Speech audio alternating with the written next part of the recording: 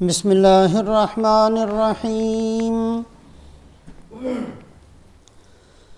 الحمد للہ نحمده ونستعینه ونستغفره ونؤمن به ونتوکل علیہ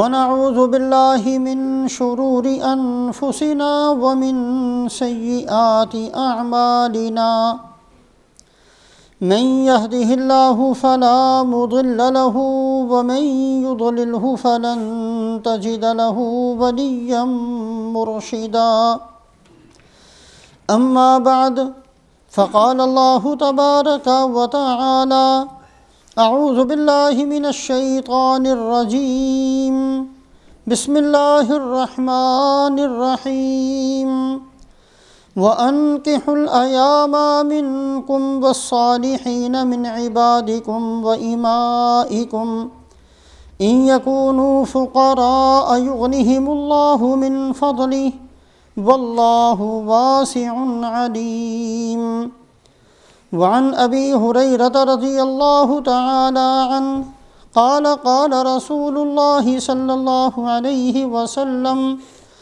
تنكح المرأة لأربع لمالها ولحسبها ولجمالها ولدينها فاظفر بذات الدين تربت يداك أو كما قال رسول الله صلى الله عليه وسلم۔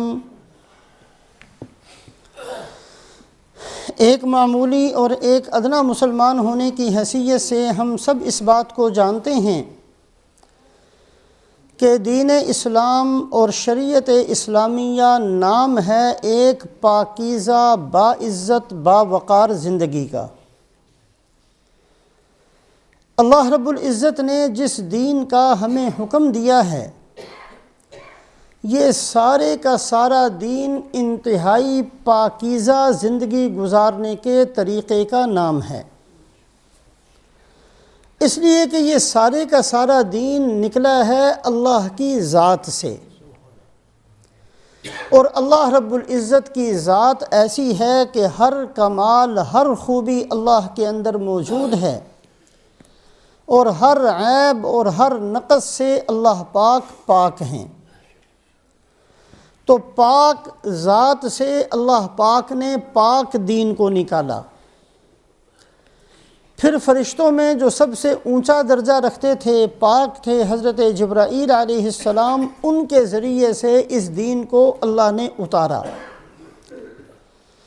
پھر انسانیت میں جو سب سے پاکیزہ طبقہ ہے جس کا نام حضرات انبیاء علیہم الصلوات والتسلیمات ہے، یہ پاک دین اللہ پاک نے ان کے اوپر نازل فرمایا۔ پھر اللہ رب العزت نے اس بات کا وعدہ فرمایا کہ یہ پاک دین ہے، پاک کے اندر سے نکلا ہے، پاک ہی اس کو لے کر آئے ہیں، پاک ہستیوں پر نازل ہوا ہے، لہٰذا جو بندہ اس دین پر عمل کرے گا میں اس کو بھی پاک بنا دوں گا۔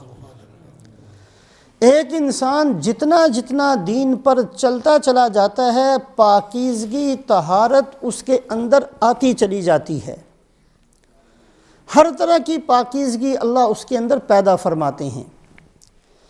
پھر جب یہ انسان دنیا چھوڑ کر جاتا ہے اللہ رب العزت اس کی قبر کو بھی اس پاک دین پر عمل کرنے کی وجہ سے پاک بنا دیتے ہیں۔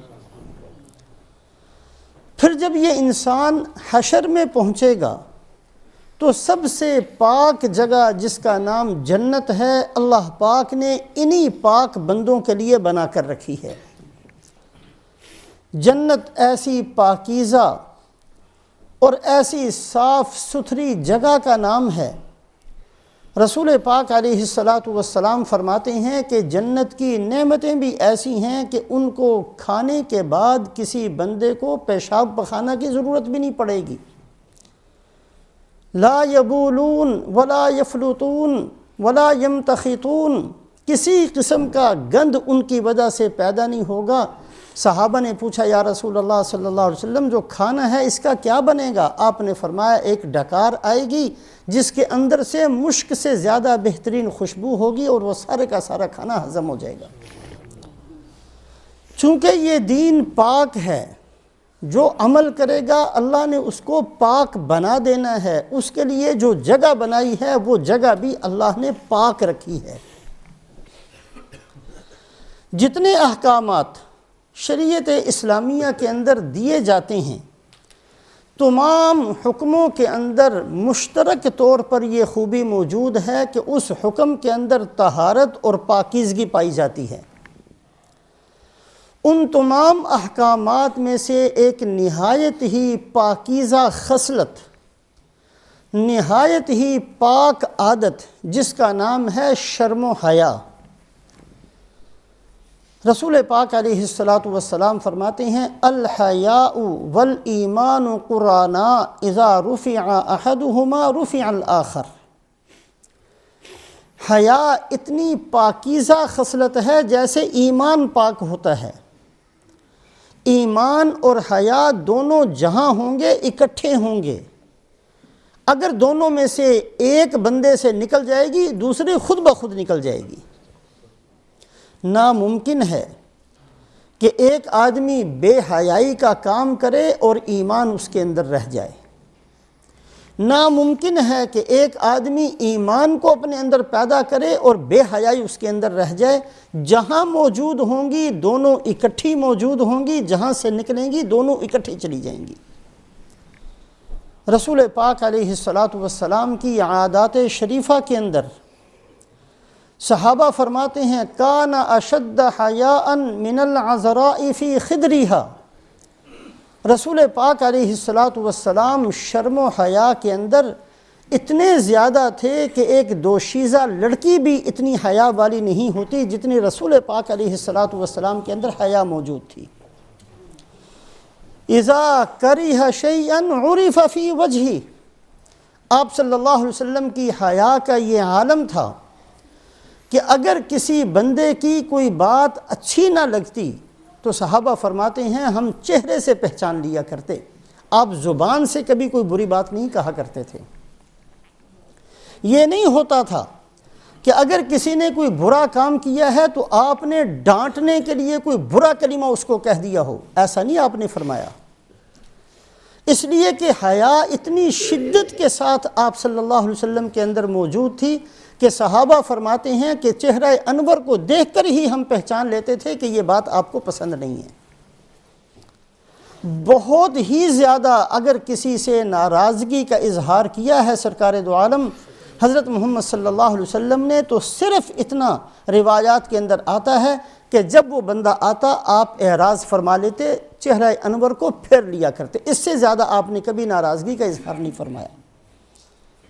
کبھی نہیں ہوا کہ کسی بندے نے کوئی بری بات کہی ہو اور آپ نے جواباً کوئی برا کلمہ اس کو کہہ دیا ہو۔ حیا اتنی زیادہ تھی رسول پاک علیہ السلام کی ذات اقدس کے اندر کہ آپ صلی اللہ علیہ وسلم کی زبان مبارک سے کبھی کوئی ایسا سخت کلمہ کسی کے بارے میں نہیں نکلا۔ اور یہی صفت اللہ پاک نے ایمان والوں کی بھی بیان فرمائی ہے وَإِذَا خَاطَبَهُمُ الْجَاهِلُونَ قَالُوا سَلَامًا، کہ ایمان والے وہ ہیں، اللہ کے بندے وہ ہیں کہ اگر کہیں ان کا ٹکراؤ ہو جاتا ہے، ان کو مل جاتے ہیں بدتمیز قسم کے بندے، تو وہ ان کے سامنے بدتمیزی نہیں کرتے۔ اینٹ کا جواب پتھر سے دینا یہ ان کی عادت نہیں ہوتی، گالی کا جواب گالی سے دینا یہ وتیرہ اختیار نہیں کرتے۔ وَإِذَا خَاطَبَهُمُ الْجَاهِلُونَ قَالُوا سَلَامًا، جب کہیں ایسے بندے ان کو مل جاتے ہیں جواب نہیں دیتے، اللہ تمہارا بھلا کرے یہ کہہ کر آگے گزر جاتے ہیں۔ تو حیا ایمان کے اور اسلام کے اور شریعت اسلامیہ کے احکامات میں سے ایک بہت ہی اونچے درجے کا حکم ہے۔ حیا بندے کے اندر پیدا کیسے ہوتی ہے، اس کے جہاں اور بہت سارے اسباب ارشاد فرمائے گئے، رسول پاک علیہ السلام نے ایک سبب اس کا نکاح کو بھی ارشاد فرمایا۔ یا معشر الشباب من استطاع منکم الباءۃ فلیتزوج فإنہ اغض للبصر واحسن للفرج۔ آپ نے فرمایا نوجوانوں، جب ضرورت محسوس ہو تو نکاح کر لیا کرو، اس سے تمہاری آنکھیں جھکی رہیں گی، تمہارے اندر شرم و حیا پیدا ہوگی۔ اور یہی وجہ ہے کہ تمام حضرات انبیاء علیہم الصلوات و تسلیمات جو سب سے پاکیزہ طبقہ ہے، ان میں سے سوائے 2 نبیوں کے تمام کے تمام انبیاء علیہم الصلوات و تسلیمات کی سنت ہے کہ ان سب نے نکاح کیا۔ ایک تو حضرت عیسیٰ علیہ السلام نے شادی نہیں کی، لیکن ان کے بارے میں صحیح روایات کے اندر موجود ہے کہ نازل ہوں گے فَيَتَزَوَّجُوا فَيُولَدُ لَهُ، شادی بھی کریں گے اور ان کی اولاد بھی ہوگی۔ قرب قیامت میں جب حضرت عیسیٰ علیہ السلام کا نزول ہوگا، ان کی شادی بھی ہوگی، ان کی اولاد بھی ہوگی۔ صرف ایک نبی ہیں حضرت یحییٰ علیہ السلام کہ وہ اس دنیا سے بغیر شادی کے گئے ہیں، باقی تمام انبیاء علیہم الصلوات و تسلیمات نے اس سنت پر عمل کیا ہے۔ حضرت یحییٰ علیہ السلام بغیر شادی کے کیوں گئے؟ اس لیے کہ جوانی کے اندر ہی ان کو شہید کر دیا گیا اور شادی کی نوبت نہیں آئی، اس لیے بغیر شادی کے وہ دنیا سے چلے گئے۔ بادشاہ تھا اس زمانے کا، اس نے اپنی بیوی کو 3 طلاقیں دے دیں اور اس کے بعد کہنے لگا کہ نہیں پھر میں نے اس کو اپنی بیوی بنانا ہے۔ حضرت یحییٰ علیہ السلام نے فتویٰ دیا کہ یہ جائز نہیں ہے۔ اب اس بیوی نے کہا کہ اچھا تم کون ہوتے ہو بھی، جب میرا خامن مجھے رکھنا چاہتا ہے تم بھی اس میں کون ہوتے ہو ٹانگ اڑانے والے؟ اور اس کے بعد اپنے بندوں کو اس نے کہا کہ جاؤ اور اس کا سر قلم کر کے ایک تھالی کے اندر رکھ کر لے کر آؤ۔ حضرت یحییٰ علیہ السلام کو شہید کر دیا گیا، جوانی کے اندر ہی شہادت مل گئی، شادی کے بغیر دنیا سے گئے، ورنہ 1,24,000 انبیاء علیہم الصلوات و تسلیمات میں سے تمام نبیوں کی سنت ہے نکاح کرنا۔ اس لیے کہ رسول پاک علیہ السلام نے شرم و حیا دنیا کے اندر باقی رہے اور شرم و حیا والی عادتیں مسلمانوں کے اندر آتی رہیں، ان کی نگاہیں جھکی رہیں، اس کے لیے سب سے بہترین سبب شادی اور نکاح کا کرنا، اس کو اللہ کے نبی صلی اللہ علیہ وسلم نے قرار دیا۔ اولادوں کی شادی کرنا ہم سب کرتے ہیں، ذمہ داری ہے، ذمہ داری سمجھتے بھی ہیں۔ قرآن اور حدیث کی روشنی میں 4-5 باتیں نکاح کے بارے میں اس مجلس کے اندر سامنے رکھی جائیں۔ سب سے پہلی بات، نکاح کاروبار نہیں ہے، عبادت ہے۔ بدقسمتی سے نکاح کے بارے میں آج کل اس قسم کی باتیں سامنے آتی ہیں کہ بعض دفعہ کہتے ہوئے بھی شرم آتی ہے، سنتے ہوئے بھی شرم آتی ہے۔ صرف ویزے کے لیے بہت سارے واقعات ایسے ہیں، صرف اس لیے کہ یہاں کا آنا مل جائے، حالانکہ نہ لڑکا تیار ہوتا ہے، نہ لڑکی تیار ہوتی ہے، نہ کوئی جوڑ بنتا ہے، نہ کوئی تک بنتا ہے، خام خواہ صرف ایک ویزے کے حصول کے لیے اس مقدس رشتے کو استعمال کیا جاتا ہے۔ اس کے علاوہ کتنے حرام کام ہیں بعض دفعہ زبان سے ادا نہیں کیے جا سکتے، شرم آتی ہے کہتے ہوئے کہ کس طریقے سے آج ہم لوگوں نے اس مقدس عبادت کو کس طرح اس کا ستیہ ناش کیا ہے اور کیسے اس کو کھیل بنایا ہے اور کیسے اس کو کاروبار بنایا ہے۔ یا تو صرف ویزے کے لیے، یا اس لیے کہ بیوی کہتی ہے جی میں نے اپنے رشتہ دار کے ساتھ کرنی ہے، میرا بھانجا ہے، میرا بھتیجا ہے، میری بھانجی ہے، میری بھتیجی ہے۔ خاوند کہتا ہے میرا بھانجا ہے، میرا بھتیجا ہے، میری بھانجی ہے، میری بھتیجی ہے۔ ان چکروں کے اندر یہ نہیں دیکھا جاتا کہ اس اولاد کے لیے مصلحت کس میں ہے۔ ایک مقدس عبادت کو کیسا کھیل تماشے کے طور پر آج ہم اس کو اختیار اور استعمال کرتے ہیں۔ ایک نہیں 20 واقعات امت مسلمہ کے سامنے ہیں۔ سورہ روم کی آیت نمبر 21، کبھی اللہ توفیق دے تو اس کو اٹھا کر دیکھیں۔ وَمِنْ آيَاتِهِ أَنْ خَلَقَ لَكُم مِّنْ أَنفُسِكُمْ أَزْوَاجًا لِتَسْكُنُوا إِلَيْهَا وَجَعَلَ بَيْنَكُم مَّوَدَّةً وَرَحْمَةً۔ اللہ فرماتے ہیں میاں بیوی کے درمیان میں محبت میں پیدا کرتا ہوں، میاں بیوی کے درمیان میں محبت میں پیدا کرتا ہوں۔ یہ اللہ کا وعدہ ہے یا اللہ کی خبر ہے، کچھ بھی کہا جائے، اللہ اس بات کی خبر دے رہے ہیں یا اللہ اس بات کا وعدہ فرماتے ہیں، لیکن شرط یہ ہے کہ یہ کاروبار کے طور پر نہ ہو، بطور عبادت کے اگر اس بات کو اختیار کیا جائے گا تو اللہ رب العزت کا وعدہ ہے هو الذی خلق لکم من انفسکم ازواجا لتسکنوا الیہا وجعل بینکم مودۃ ورحمہ۔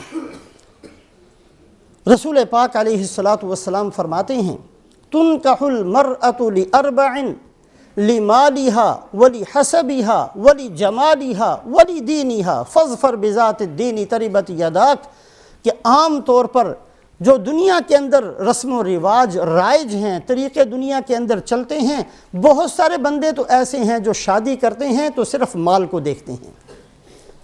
بیٹے کی شادی کرنی ہے، مالدار گھرانہ تلاش کیا جائے، جہیز بہت سارا لے کر آئے گی۔ بیٹی کی شادی کرنی ہے، مالدار گھرانہ تلاش کیا جائے، ہماری بیٹی وہاں جا کر سکھی رہے گی، کھائے گی پیے گی۔ دونوں صورتوں کے اندر مال کو سامنے رکھتے ہیں۔ تنکح المرأة لأربع لمالها، بہت سارے لوگوں کی عادت ہے کہ نکاح کے اندر صرف مال کو دیکھتے ہیں۔ فرمایا بہت سارے بندوں کی عادت یہ ہے کہ نکاح کے اندر شہرت کو دیکھتے ہیں، کسی مشہور خاندان کے اندر شادی ہو جانی چاہیے، چلو ہمیں بھی لوگ جاننے والے بن جائیں گے، ہمارا بھی تعارف ہو جائے گا کسی تھانے دار کے ساتھ، کسی چودھری کے ساتھ، کسی وزیر کے ساتھ، کسی بڑے آدمی کے ساتھ۔ دوسری یہ چیز ہے جس کو نکاح کے اندر دیکھا جاتا ہے۔ تیسری آپ صلی اللہ علیہ وسلم نے فرمایا کہ تیسری چیز دیکھی جاتی ہے حسن اور خوبصورتی کو، اور چوتھی چیز دیکھی جاتی ہے لدینہا، کہ عورت کے ساتھ شادی کی جاتی ہے صرف اس کے دین کو دیکھ کر۔ فاظفر بذات الدین تربت یداک، اے میری امت میں تمہیں حکم دیتا ہوں کہ اگر دیکھنا ہو تو صرف دین کو دیکھنا۔ ایک نہیں 20 واقعات اسلامی تاریخ کے اندر ایسے ملتے ہیں کہ نیک بندوں نے صرف دین کو سامنے رکھ کر اپنی اولادوں کی شادی کی، اللہ پاک نے اس کے نتائج بہترین صورت میں ان کو دکھائے۔ حضرت عمر رضی اللہ تعالیٰ عنہ تشریف لے جا رہے ہیں۔ عادت تھی حضرت عمر رضی اللہ تعالیٰ عنہ کی زمانہ خلافت کے اندر رات کو گشت کیا کرتے تھے، کوئی تکلیف والا تو نہیں، کوئی دکھ میں تو نہیں، کوئی پریشان تو نہیں، کوئی محتاج تو نہیں، کوئی بیمار تو نہیں، تاکہ میں اس کی مدد کر سکوں۔ امیر المؤمنین ہیں، ساری رات گلیوں کے اندر گشت کیا کرتے تھے۔ ایک رات گشت کرتے ہوئے ایک گھر کے کنارے پر چھوٹی چھوٹی دیواریں ہیں، باہر ٹھہرے ہوئے تھے۔ ایک بوڑھی عورت اپنی لڑکی سے کہہ رہی ہے اس دودھ کے اندر پانی ملا دو۔ لڑکی کہتی ہے اماں جان دودھ کے اندر پانی میں نے نہیں ملانا، اس لیے کہ امیر المؤمنین نے منع کیا ہوا ہے اس کام کے کرنے سے۔ بوڑھی عورت کہتی ہے کہ امیر المؤمنین یہاں کہاں سے آ گیا، رات کی تاریکی ہے، صرف تو میری بات کو سن رہی ہے، کہاں دیکھ رہا ہے امیر المؤمنین؟ اس نے کہا جی نہیں، یہ تو ناممکن بات ہے کہ امیر المؤمنین سامنے ہو تو ہم ان کی فرما برداری کریں اور سامنے نہ ہو تو ہم ان کی نافرمانی شروع کر دیں۔ ہم مسلمان ہیں، ہم نے ان کی فرما برداری کرنی ہے، ہم نے وعدہ کیا ہے امیر المؤمنین کی بات کو ماننے کا، وہ موجود ہوں گے پھر بھی مانیں گے، موجود نہیں ہوں گے پھر بھی ہم مانیں گے۔ حضرت عمر رضی اللہ تعالیٰ عنہ نے رات کی تاریکی میں اس گھر کے اوپر نشان لگا دیا۔ صبح پہنچے، اپنے بیٹے کے ساتھ اس لڑکی کی نسبت کی، جا کر رشتہ مانگا۔ اللہ رب العزت نے ان کی اولاد کے اندر حضرت عمر ابن عبدالعزیز کو پیدا کیا۔ حضرت عمر ابن عبدالعزیز جو بعد میں آئے ہیں، بنو امیہ کے خلیفہ ہیں، متفقہ طور پر امت اس پر متفق ہے کہ جو زمانہ خلفائے راشدین کا رحمت اور برکت والا تھا وہی زمانہ واپس آ گیا تھا حضرت عمر بن عبدالعزیز کے زمانے میں۔ ایک چرواہا جنگل کے اندر اپنی بکریوں کو چرا رہا تھا، بکریاں چراتے چراتے زور سے چیخ ماری، رونا شروع کر دیا۔ لوگ ادھر ادھر سے اکٹھے ہو گئے، او بھائی کیا ہوا؟ کہا میری ایک بکری کو بھیڑیا کھا گیا۔ کہ اللہ کے بندے اس میں اتنا چیخنے کی کیا بات ہے؟ اور بھیڑیے بکریوں کو کھا ہی جایا کرتے ہیں، کوئی پہلی دفعہ تو نہیں یہ ہوا۔ کہا نہیں، ایک بکری کے اوپر میں نہیں رو رہا، آج اس بھیڑیے کا میری بکری کو کھا جانا دلیل ہے اس بات کی کہ عمر بن عبدالعزیز دنیا سے چلے گئے۔ ان کی برکت تھی کہ بھیڑیا بھی انصاف کر رہا تھا، اور بھیڑیا بھی کسی پر ظلم نہیں کر رہا تھا۔ آج جو اس بکری پر، میں تو ہمیشہ سے اس پانی کے اوپر اور اس کھیت کے اندر اپنی بکریوں کو چراتا ہوں، میری بکریوں کے ساتھ ہی بھیڑیے چڑھا کرتے ہیں، کبھی کسی نے حملہ نہیں کیا۔ آج جو اس کا حملہ کرنا ہے، پتہ چلتا ہے کہ عمر بن عبدالعزیز دنیا سے چلے گئے، پتہ کیا اسی لمحہ ان کا انتقال ہوا تھا۔ ایسا بہترین فرما روا، ایسا انصاف کرنے والا عادل بادشاہ یہ پیدا ہوا ہے اس بنیاد پر کہ حضرت عمر رضی اللہ تعالیٰ عنہ نے اولاد کی شادی صرف دیندار دیکھ کر کی ہے، صرف اس لڑکی کی دینداری کو سامنے رکھ کر بیٹے کی شادی کی۔ اللہ نے اس کی اولاد کے اندر سے ایسے بندوں کو پیدا کیا۔ حضرت ابو الدرداء رضی اللہ تعالیٰ عنہ انصاری صحابی ہیں، ان کی بیٹی حضرت درداء رضی اللہ تعالیٰ عنہ یہ بھی صحابیاں ہیں۔ یزید ابن معاویہ نے، یزید کیونکہ حضرت معاویہ رضی اللہ تعالیٰ عنہ شام کے علاقے کے گورنر تھے، حاکم تھے، مال کی بہتات تھی، مال بہت سارا تھا گھرانے کے اندر، ڈھیر لگے ہوئے تھے، اور یزید کا زمانہ آیا تو وہ تو ویسے ہی بد چلن قسم کا آدمی تھا، اس نے اس مال سے بہت فائدہ حاصل کیا، دبا کے خرچ کرتا تھا۔ تو یزید نے بڑی کوشش کی کہ کسی طریقے سے میری شادی درداء کے ساتھ ہو جائے، حضرت ابو الدرداء رضی اللہ تعالیٰ عنہ کی بیٹی حضرت درداء سے میری شادی ہو جائے، بڑا زور لگایا۔ بڑے بڑے صحابہ جو اس زمانے میں موجود تھے ان کو سفارشی بھی بنایا۔ حضرت ابو الدرداء رضی اللہ تعالیٰ عنہ انکار کرتے رہے، اور پھر ایک بالکل قسم پرس قسم کا آدمی جس کے کپڑے بھی پھٹے ہوئے تھے لیکن دیندار آدمی تھا، نوجوان، اس کے ساتھ اپنی بیٹی کی شادی کر دی۔ اور جب کسی نے آ کر کہا کہ اتنا اچھا خاندان اور اتنا اچھا رشتہ آپ کو مل رہا تھا، بڑا مال تھا، کہا اگر میری بیٹی صبح اٹھتی اور اس کے سامنے اس کے خادم ہاتھ باندھ کر کھڑے ہوتے اور رات کو سوتی تو بہترین بستر اس کو ملتا اور سونے چاندی کے ڈھیر اس کو نظر آتے، تو پھر میری بیٹی کا ایمان کہاں بچتا۔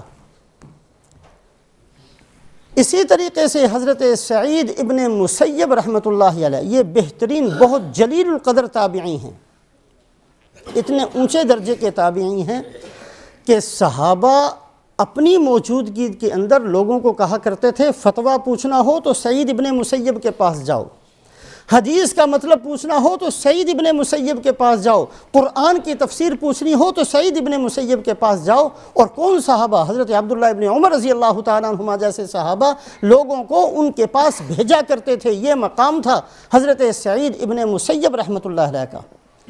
ان کی جو بیٹی تھی، اللہ پاک نے صورت بھی بہت اچھی دی تھی اور سیرت کے اعتبار سے بھی بہت نیک اور صالح تھی۔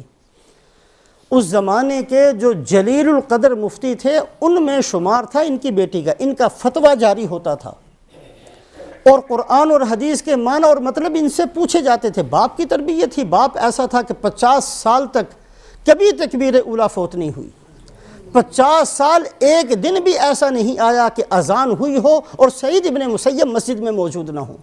جب باپ ایسا تھا تو بیٹی بھی ایسی تھی، اور اللہ پاک نے شکل و صورت بھی بہت بہت اچھی دی تھی۔ لہٰذا عبد الملک ابن مروان جو بنو امیہ کا بڑا زبردست جاہ و جلال والا بادشاہ تھا، 21 سال حکومت کی، سارا افریقہ اس کے زمانے میں فتح ہوا، بہت جاہ و جلال والا بادشاہ، اس نے حضرت سعید ابن مسیب رحمۃ اللہ علیہ سے درخواست کی، میں اپنے بیٹے کے لیے آپ کی بیٹی کا ہاتھ مانگتا ہوں۔ تو حضرت سعید ابن مسیب رحمۃ اللہ علیہ نے صاف صاف انکار کر دیا کہ نہیں، میں نے اپنی بیٹی کے لیے دیندار بچے کو تلاش کرنا ہے، میں ایسے ٹھیک ہے بہت کچھ آپ کے پاس ہے لیکن میں نے آپ کے بیٹے سے شادی نہیں کرنی۔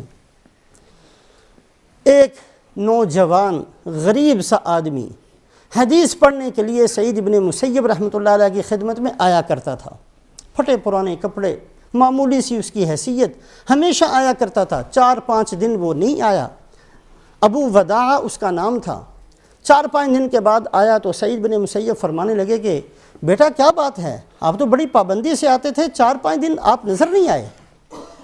کہا جی حضرت بات یہ ہے کہ میری بیوی تھی، اللہ کا کرنا اس کا انتقال ہو گیا، اس کی مصروفیت کے اندر اور کچھ اس کی پریشانی کے اندر 3-4 دن میں ناغا کر بیٹھا، آپ کی مسجد میں نہیں آ سکا، اپنے محلے کی مسجد میں نماز پڑھتا رہا۔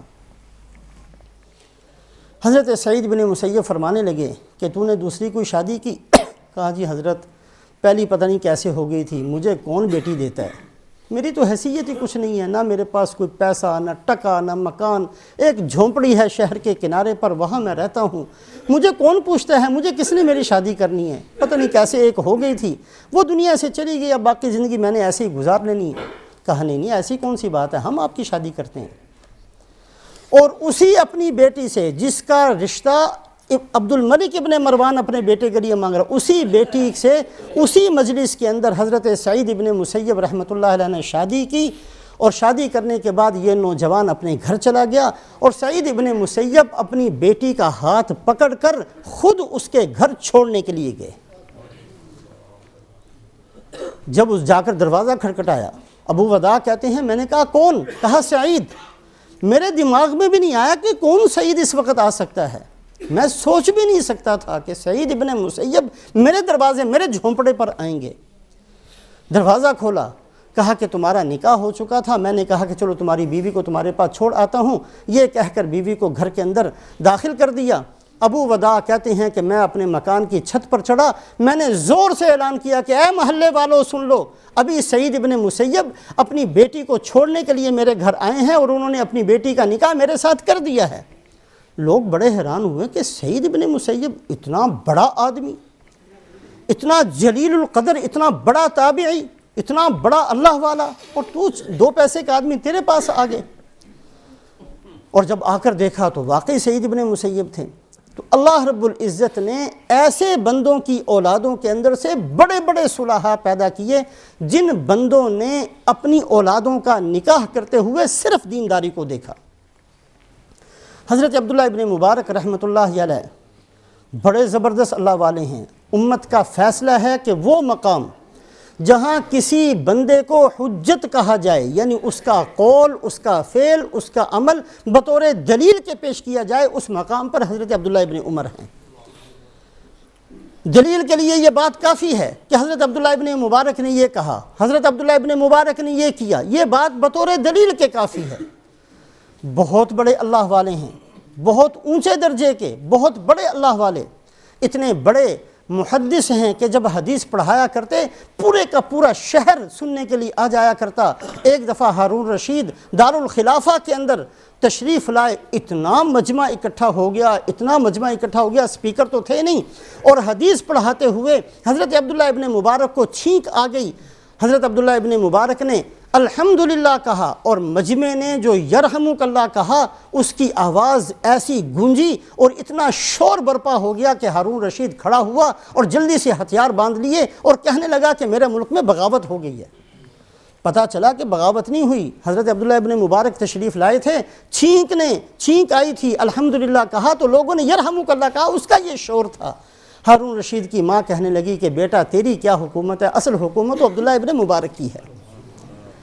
حضرت عبداللہ ابن مبارک کے والد حضرت مبارک ایک دفعہ کہیں تشریف لے جا رہے تھے، ایک پانی کا چھوٹا سا کھالا جیسے ہوتا ہے وہ چلتا ہوا جا رہا تھا، بہت بھوک، کتنے دنوں سے بھوکے تھے، بھوک لگی، دیکھا کہ ایک سیب اس کھالے کے اندر تیرتا ہوا چلا رہا ہے، بھوک بہت زیادہ تھی، اس سیب کو اٹھا لیا، سوچنے لگے اس کو کھا لوں کہ نہ کھاؤں، دل میں آیا کہ کھا لینا چاہیے، اس لیے کہ سیب ہی ہے، اللہ پاک نے میرے لیے بھیجا ہوگا۔ پھر دل میں آیا کہ نہیں مجھے نہیں کھانا چاہیے، اس لیے کہ پتہ نہیں کس کا ہے، بغیر اجازت کے کھانا تو حرام ہوتا ہے۔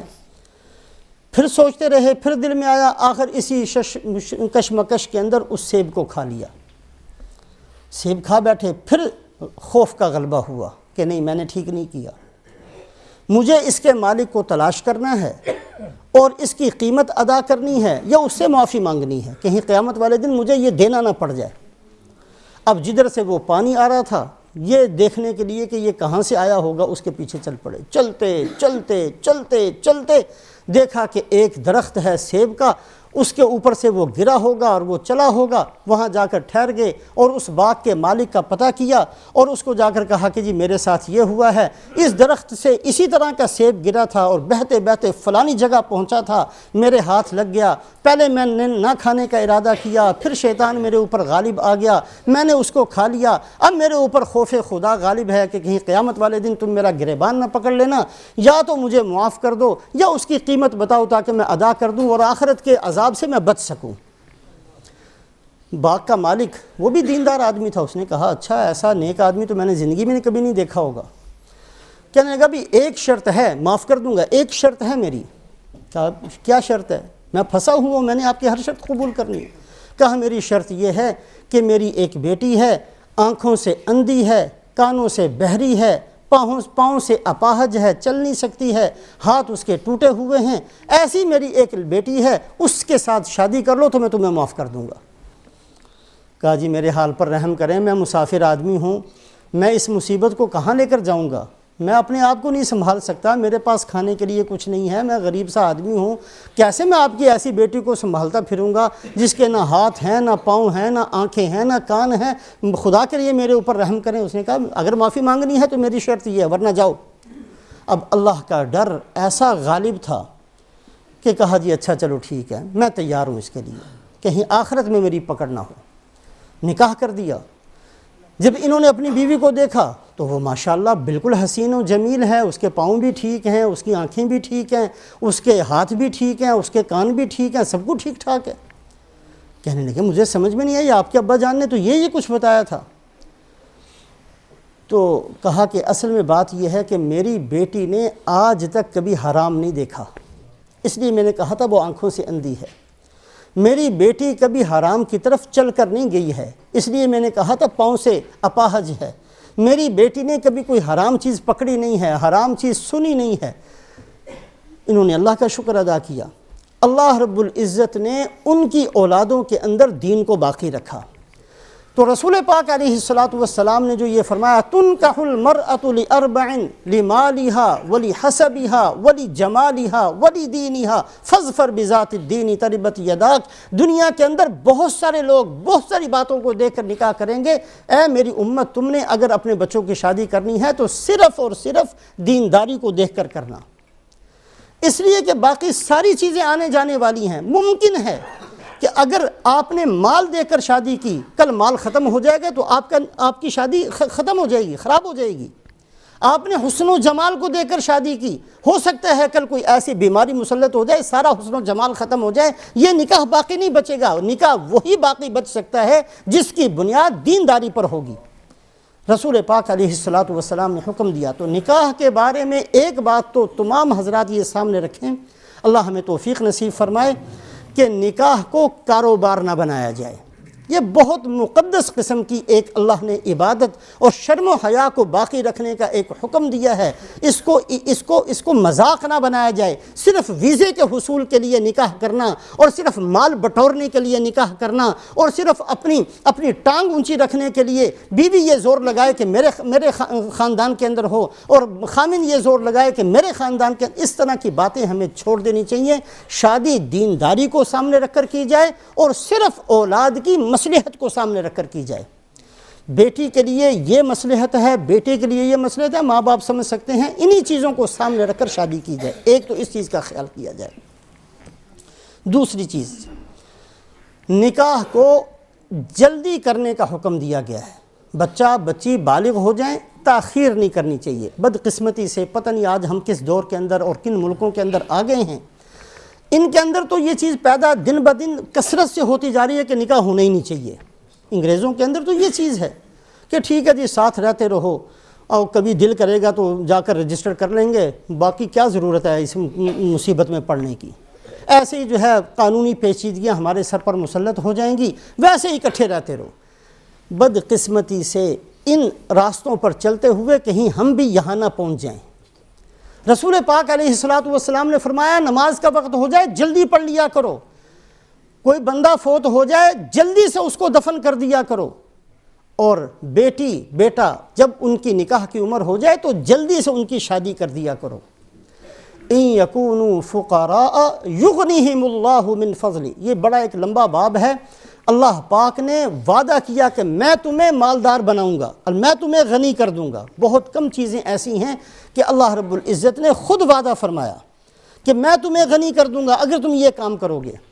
ایک موقع جب مکہ مکرمہ کے اندر صحابہ رہتے تھے، ہجرت کا حکم ہوا، تو صحابہ کے دل کے اندر یہ بات آئی اور یہ حکم ہوا کہ مکہ سے کافروں کو نکال دیا جائے اور جو ہیں وہ ہجرت کر جائیں۔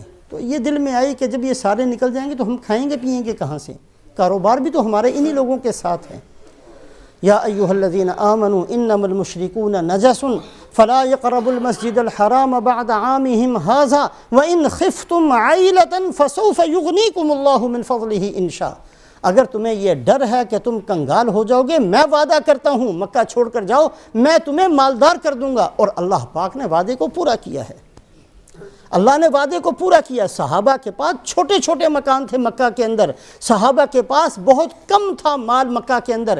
ہجرت کی ہے، اللہ نے قیصر کے خزانے اور کسریٰ کے خزانے اور نجاشی کے خزانے اور مقوقس کے خزانے اور مصر کے خزانے سب لا کر ان کے قدموں کے اندر ڈال دیے، اس لیے کہ یہ اللہ کا وعدہ تھا، تم ایک گھر کو چھوڑ کر جاؤ گے ساری دنیا تمہیں دوں گا، تم تھوڑا سا مال چھوڑ کر جاؤ گے مالوں کے ڈھیر تمہارے پاؤں میں لگا دوں گا۔ اللہ نے اپنے وعدے کو پورا کیا۔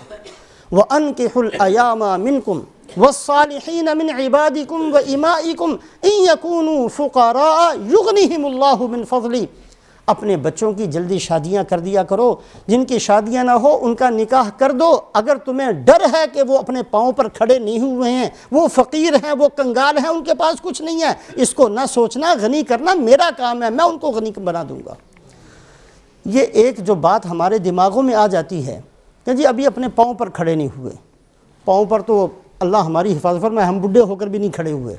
اگر پاؤں پر کھڑے ہونا یہ ہے کہ سب کچھ ہو جائے تو وہ کون ہے بندہ یہ کہ جی میں اپنے پاؤں پر کھڑا ہو گیا ہوں، اب مجھے کسی کی ضرورت نہیں۔ ساری زندگی انہی چکروں میں گزر جاتی ہے۔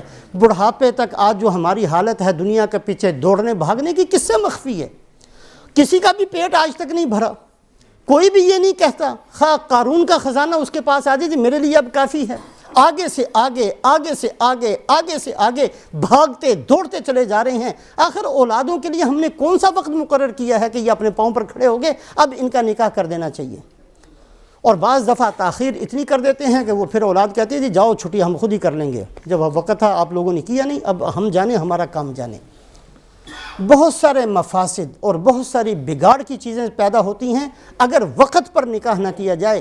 اس چیز کا خدا کے لیے اہتمام کریں، اپنے بچیوں اور اپنے بچوں کی شادیاں وقت پر کر دیں، بالغ ہوتے ہی جلدی سے اس چیز کو سوچیں اور یہ چیز اپنی ذمہ داری کو ادا کر دیں۔ دوسری یہ چیز ہے جس کے اندر بہت زیادہ آج بدقسمتی سے ہم لوگوں کے اندر سے کوتاہی ہو رہی ہے۔ تیسری چیز اس میں کوئی شک نہیں، اللہ نے اجازت دی ہے کہ اچھا سے اچھا، بہتر سے بہتر، خوب سے خوب تلاش کیا جا سکتا ہے رشتہ، لیکن اس بات کو سامنے رکھیں بے عیب ذات صرف اللہ کی ہے۔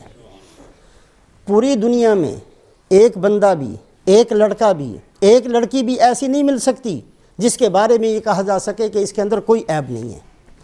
بے عیب اللہ نے کسی کو بنایا ہی نہیں ہے، کوئی معصوم نہیں ہے سوائے نبیوں کے، وہ دنیا سے جا چکے۔ جو بھی آج ہوگا اس کے اندر 100 خوبیاں ہوں گی، 100 عیب بھی ہوں گے، 100 برائیاں بھی ہوں گی۔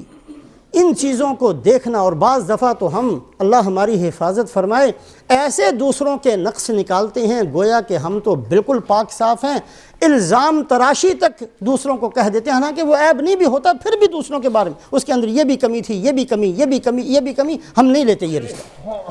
اگر نہیں لینا بھائی نہ لو، کسی کے عیب نکالنے کی تو اجازت نہیں ہے، کسی پر الزام لگانے کی تو اجازت نہیں ہے، کسی پر بہتان باندھنے کی تو اجازت نہیں ہے۔ دوسری بہت کثرت سے جو ہمارے اندر کوتاہی پائی جاتی ہے وہ یہ ہے، اس میں کوئی شک نہیں کہ اللہ نے اجازت دی ہے اچھے سے اچھا اور خوب سے خوب کا انتخاب کرنے کی، بالکل اس کی اجازت ہے، لیکن اس بات کو سامنے رکھیں کہ بے عیب صرف اللہ ہے، دنیا کے اندر کوئی نہیں ہے جس کے اندر کوئی عیب نہ ہو۔ اگر ہم کسی کے بچے کے اندر ایک عیب دیکھتے ہیں تو اپنے بچوں کے عیب بھی دیکھیں، اور خام خواہ کسی کو الزام کا نشانہ بنا کر اس پر بہتان باندھ کر یا خام خواہ کسی کی دل شکنی کر کے رشتوں کو توڑنا، یہ عادت کو چھوڑ دینا چاہیے۔ چوتھی چیز اللہ کے نبی صلی اللہ علیہ وسلم نے اجازت دی ہے اس بات کی کہ شادی سے پہلے لڑکا لڑکی کو ایک نگاہ دیکھ لے، لڑکی لڑکے کو ایک نگاہ دیکھ لے، اس کی اجازت ہے، لیکن اس کی حدود ہیں۔ آج ہم اس اجازت کا نام لے کر بہت آگے، انگریزوں سے بھی آگے، اور پتہ نہیں کہاں تک پہنچ جاتے ہیں۔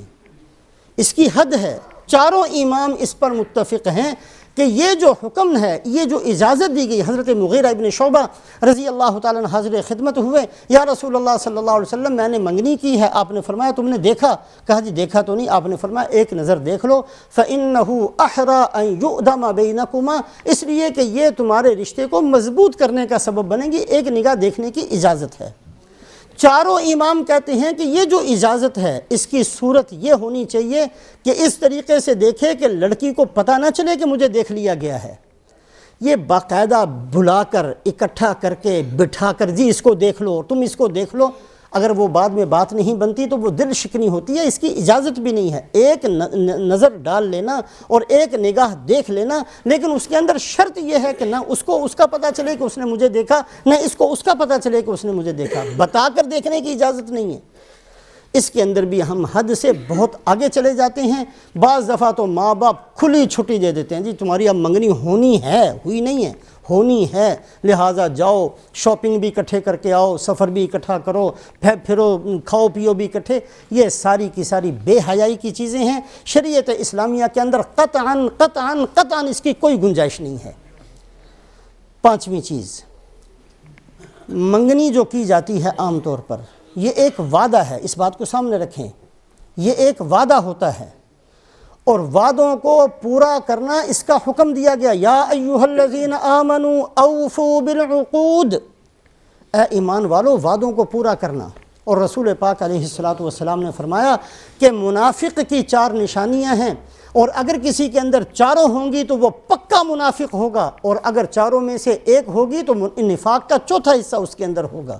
ان 4 نشانیوں میں سے ایک فرمایا کہ ایک نشانی یہ ہے کہ وعدہ کرے تو وعدہ پورا نہ کرے۔ وعدہ، منگنی ایک وعدہ ہے، سوچ سمجھ کر کرنا چاہیے۔ اس کے اندر بھی بہت زیادہ بے احتیاطی آج ہمارے اندر موجود ہے، جلد بازی میں کر لیتے ہیں، مہینے بعد ہی توڑ دیتے ہیں، اور پھر اس کے بعد چونکہ یہ بھی نہیں چاہتے کہ الزام اپنے سر آئے، لہٰذا کوئی نہ کوئی عیب نکال کے، کوئی نہ کوئی بہانہ تلاش کر کے، کوئی نہ کوئی ایسا مسئلہ کھڑا کر کے کہ بھی وہ سارا الزام بھی انہی کے سر پر چلا جائے، پتہ نہیں کون کون سے جھوٹ بہتان باندھ کر اپنے آپ کو پاک صاف کرنے کی کوشش کی جاتی ہے۔ منگنی نہ کریں، اگر نہیں پسند نہ کریں، لیکن اس بات کو سوچ سمجھ کر کریں، اگر کر لی جائے تو پھر اس کو نبھانے کی کوشش کریں۔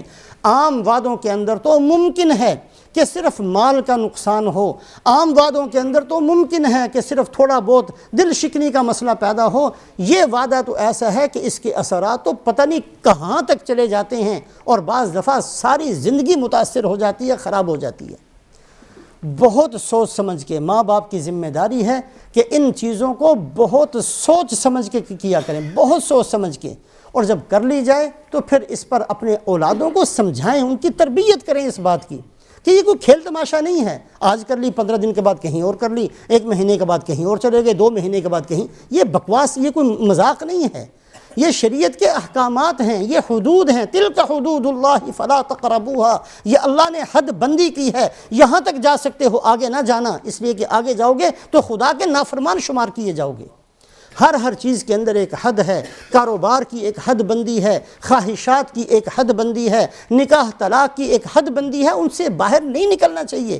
ہم مسلمان ہیں، ہمارا اسلام صرف یہ نہیں ہے کہ جمعے کی نماز پڑھ لی جائے تو ہم مسلمان ہو گئے، باقی سارے کام ہم نے دوسروں کے کرنے، یہ اسلام نہیں ہے۔ اسلام تو نام ہے مکمل زندگی کا، صبح سے لے کر رات تک، اور رات سے لے کر صبح تک، بچپن سے لے کر جوانی تک، جوانی سے بڑھاپے تک، بڑھاپے سے مرنے تک، اور مرنے کے بعد قیامت تک، ساری زندگی ہم نے دین کو اختیار کرنا ہے، دین پر چلنا ہے۔ دین تو اس چیز کا نام ہے۔ اللہ کی حدود کو توڑنا اور اللہ کی حدود سے تجاوز کرنا بہت بڑا گناہ ہے۔ یہ ساری چیزوں کے اندر جو اللہ پاک نے اور اللہ کے نبی صلی اللہ علیہ وسلم نے ایک لکیر کھینچ دی ہے، اس سے باہر نہ خود نکلیں، نہ اپنی اولادوں کو نکلنے کی اجازت دیں، کوشش کریں کہ ان حدود کے اندر رہیں۔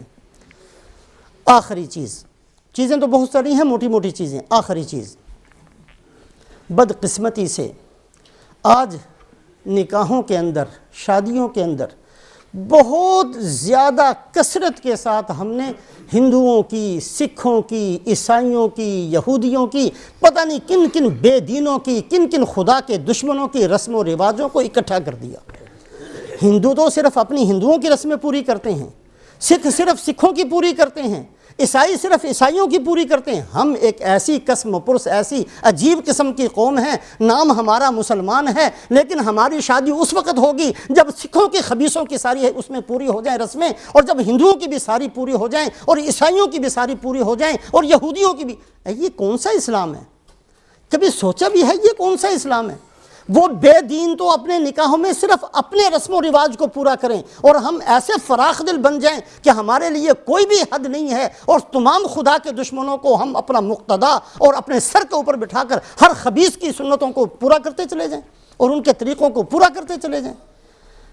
بہت کثرت سے آج یہ بدقسمتی سے کہنا پڑتا ہے کہ یہ عادت ہمارے اندر آ گئی ہے کہ پتہ نہیں کون کون سی بے تکی واہیات فضول قسم کی رسموں کو آج ہم نے اختیار کیا، اور اللہ ہماری حفاظت فرمائے۔ جو بہت بڑے دیندار بھی بنتے ہیں، ہماری حالت بھی یہ ہے کہ کم سے کم درجے میں اگر رسم و رواج نہیں بھی ہوتی تو فضول خرچیاں تو بہت زیادہ ہیں۔ فضول خرچیاں، اللہ نے مال اس لیے تو نہیں دیا کہ صرف اپنی خواہشات پر ہی پورا کرنا ہے، اس کے مصرف بھی بتائیں۔ وفی اموالہم حق معلوم للسائل والمحروم۔ اس آیت شریفہ کی تفسیر کے اندر مفسرین فرماتے ہیں کہ اللہ فرماتے ہیں کہ اے مسلمانوں، تمہارے مال کے اندر حق ہے، ہر سوال کرنے والے کا، ہر محروم کا، ہر غریب کا، ہر بیوہ کا، ہر یتیم کا۔ اس کا مطلب صرف زکوٰۃ کا مال ادا کرنا نہیں، اگر زکوٰۃ دے بھی چکے ہو پھر بھی ان پر خرچ کرتے رہو۔ لیکن ہم نے تو چونکہ ارادہ ہی کیا ہوا ہے کہ ہم نے تو صرف اپنی ہی خواہشات پوری کرنی ہے، اگر رسم و رواج کو چھوڑ بھی دیتے ہیں تو بدقسمتی سے اضاعت مال کو ضائع کرنا اور فضول خرچیاں کرنا یہ ہمارے اندر سے نہیں نکل رہا۔ رسول پاک علیہ الصلاۃ کے بارے میں بخاری اور مسلم شریف کی روایت ہے کہ آپ صلی اللہ علیہ وسلم نے سب سے بڑا ولیمہ جو کیا ہے وہ حضرت زینب رضی اللہ تعالیٰ عنہ کے ساتھ نکاح کیا، اس وقت کیا۔ ما اولم رسول اللہ صلی اللہ علیہ وسلم ما اولم علی زینب اولم بشاتن۔ اور سب سے بڑا ولیمہ کیا تھا کہ آپ صلی اللہ علیہ وسلم نے حکم دیا اور ایک بکری کو ذبح کیا گیا، یہ سب سے بڑا تھا۔ حضرت صفیہ رضی اللہ تعالیٰ عنہ کے ساتھ شادی ہوئی تو بخاری شریف کی روایت ہے، آپ صلی اللہ علیہ وسلم نے فرمایا دسترخوان بچھا دیا جائے، اور صحابہ سے کہا جس کے پاس جو کچھ ہے لا کر رکھ دو۔ کچھ بھی نہیں رکھا دسترخوان پر، دسترخوان بچھا دیا جائے۔ اب صحابہ کسی کے پاس 2 کھجوریں تھیں وہ لا کر رکھ دیں، کسی کے پاس تھوڑا سا گھی تھا وہ لا کر رکھ دیا، کسی کے پاس تھوڑا سا پنیر تھا وہ لا کر رکھ دیا، فرمایا کھا لو، یہی میرا ولیمہ ہے۔ سب سے بڑا ولیمہ صرف ایک بکری ذبح کر کے رسول پاک علیہ الصلاۃ نے کیا۔ اور حضرت مولانا محمد یوسف صاحب کاندھلوی رحمۃ اللہ علیہ فرمایا کرتے تھے کہ جو سب سے بڑا ولیمہ کیا یہی وہ ولیمہ تھا جس پر اللہ کی طرف سے عتاب بھی نازل ہوا کیا تھا؟ آپ صلی اللہ علیہ وسلم نے بکری کو ذبح کرنے کا حکم دیا، کھانا تیار کیا گیا، صحابہ کو حکم دیا آؤ کھانا کھاؤ۔ اب گھر چھوٹا سا تھا، بہت چھوٹا سا ایک حجرہ ہے، اور آپ کے تمام حجرات ایسے تھے کہ اگر کوئی بندہ لیٹتا تو ایک دیوار کے ساتھ سر لگتا اور ایک دیوار کے ساتھ پاؤں لگا کرتے، کھڑا ہوتا تو چھت سر کے ساتھ، اتنا تو حجرہ تھا۔ اس میں کونے کے اندر حضرت زینب لپٹی ہوئی بیٹھی ہوئی ہیں۔ اب صحابہ آئے، کھانا کھایا، اللہ کے نبی کا دسترخوان ہے، برکت والا گھر ہے، کسی کا اٹھنے کو دل ہی نہیں چاہتا۔ اب کھانا کھا لیا ہے لیکن بیٹھے ہوئے بات چیت کر رہے ہیں، کوئی ہماری طرح گپے نہیں مار رہے ہوں گے، کوئی دین کی بات کر رہے تھے، لیکن آپ صلی اللہ علیہ وسلم پریشان ہیں، اس لیے کہ بہت سارے کام ہوتے ہیں، کسی اور نے بھی آنا ہے، اور شرم و حیا کی وجہ سے آپ یہ بھی نہیں فرماتے کہ اٹھو باہر چلے جاؤ۔ کبھی آپ اندر تشریف لے جاتے ہیں، کبھی باہر چلے جاتے ہیں، کبھی یہ اس انتظار میں کہ یہ اٹھیں اور جائیں اپنے گھر۔ لیکن صحابہ اس بات کو سوچ کر کہ اللہ کے نبی کا برکت والا گھر ہے، اٹھنے کو دل نہیں چاہتا، وہاں بیٹھے ہوئے ہیں۔ یہ جو سب سے بڑا ولیمہ تھا، اس پر یہ آیت شریفہ نازل ہوئی ہے، یا ایھا الذین آمنوا لا تدخلوا بیوت النبی الا ان یؤذن لکم الی طعام غیر ناظرین اناء ولکن اذا دعیتم فادخلوا فاذا طعمتم فانتشروا ولا مستأنسین لحدیث ان ذلکم کان یؤذی النبی فیستحیی منکم۔ اے مسلمانوں کیا ہو گیا تمہیں جو تم یہ کر رہے ہو؟ اس سے میرے نبی کو تکلیف ہو رہی ہے۔ کس ولیمے کے اندر تکلیف ہوئی؟ جس میں ایک بکری ذبح ہوئی، کسی اور ولیمہ، یہ سب سے بڑا ولیمہ تھا۔ یہ جو رسم و رواج اگر چھوڑ بھی دی جاتی ہیں تو بدقسمتی سے آج تک ہم نے یہ ارادہ نہیں کیا کہ ہم اپنی شادیوں کو سادہ طریقے سے اور مختصر طریقے سے کریں۔ اللہ ہمیں توفیق نصیب فرمائے۔ انشاءاللہ آج جمعے کی نماز کے بعد نکاح ہوگا، اس بات کی بھی کوشش کریں کہ نکاحوں کو مسجد میں، جیسے آج انشاءاللہ ہوگا عمر کا نکاح، مسجد کے اندر کیا جائے تاکہ یہ برکت کا سبب بنے۔ اور دوسرا، تمام حضرات اس کا بھی ارادہ کریں کہ اپنی شادیوں کو انتہائی مختصر، انتہائی سادہ طریقے سے کرنے کی کوشش کریں، اور جو مال اگر اللہ نے زیادہ دے دیا ہے اللہ کا شکر ادا کریں اور اس کو کسی اچھی جگہ پر صدقہ جاریہ بنا کر اس کو خرچ کریں تاکہ ہمارے مرنے کے بعد بھی کام آتا رہے۔ اللہ ہمیں عمل کی توفیق نصیب فرمائے۔